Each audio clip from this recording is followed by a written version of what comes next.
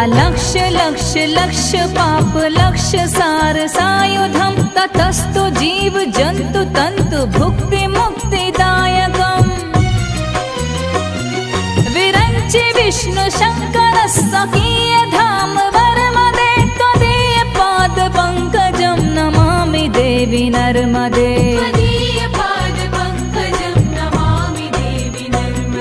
Namami Devi